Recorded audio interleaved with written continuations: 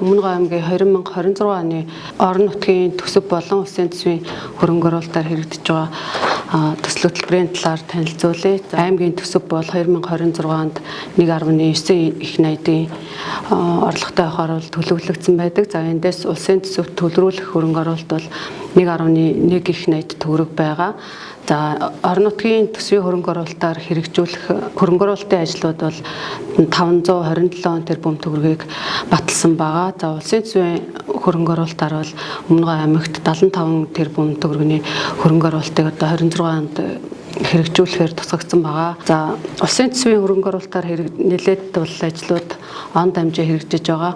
За эндээс томоохон ажлуудаас дурдвал ус цаг орчны шинжилгээний төвийн барилга 2025-аас 26 онд хэрэгжээд явж байгаа. Одоо ажлын гүйцэтгэл нь бол 80 орчим хувийн гүйцэтгэлтэй явж байна. За буян цэцлэнгийн өвлийн байрны барилга мөн баригдаж байна.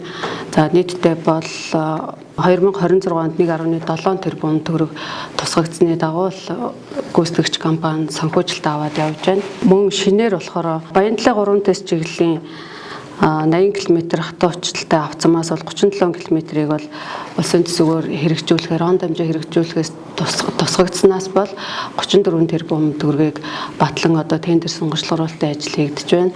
За мөн цагаан бургастай төслийн зураг төсөлд тэзүүг хийхээр нийт өртгөөр бол 44 тэрбум төгрөг тусгагдсанаас 2026 онд 9 тэрбум төгрөгийг бол хэрэгжүүлэхээр мөн сонгогчлогоруулалтын ажил нь тухайн яам дээр одоо хэрэгжээд явж байна. За зоон азийн өвчин судлалын төвийн барилга гэж бас мөн он дамжин хэрэгжүүлсэн. За 3 тэрбум төгрөгийг 26 онд хэрэгжүүлснээр бол энэ онд ашиглалтанд орохоор ингэж төлөвлөгдсөн байгаа.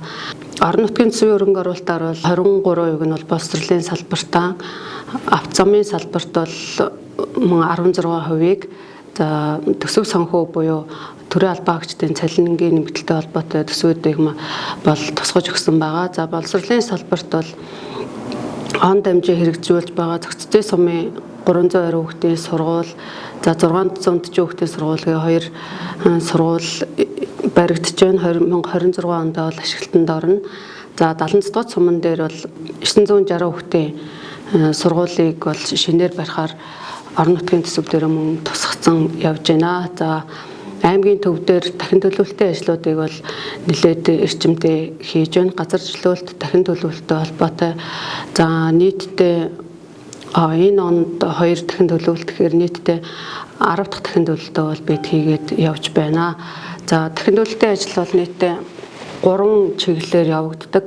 Ашиглалтын шаардлага хангахгүй орон сууцыг дахин төлөвлөх, хот төлөвлөлтийн шаардлага хангахгүй орон сууцыг дахин төлөвлөх, газар дахин зохион байгуулах замаар гэж хэрэгжиж байгаа. За 3 энэ журмын дагуу манай аймаг бол бүх чиглэлтэй дахин төлөвлөлтийг хэрэгжүүлээд явж байна.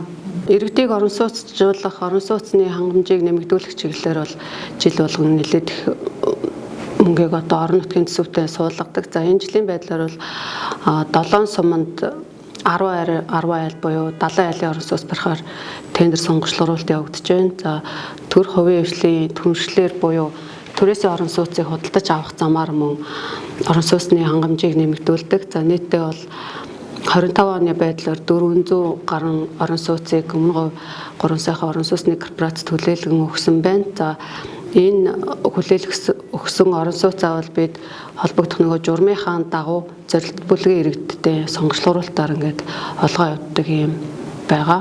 Орон нутгийн төсвийг боловсруулахдаа олон нийтийн оролцоог бол заавал шат бүртээ хангаж явах хэрэгтэй гэсэн хуулинд заасан байдаг учраас за олон нийтийн санал асуулга, за Google форм ч гэдэг юм уу, за сошиал аппликейшнүүд дээр платформудаар бол саналаа аваад явцдаг. Мөн яг ямар маасны ямар салбар дээр илүү хөрөнгө оруулалт хийх тийм хүсэлт гаргасан байна. Тэрүүнийхэн дагуу чиглүүлээд явдаг гэсэн үг.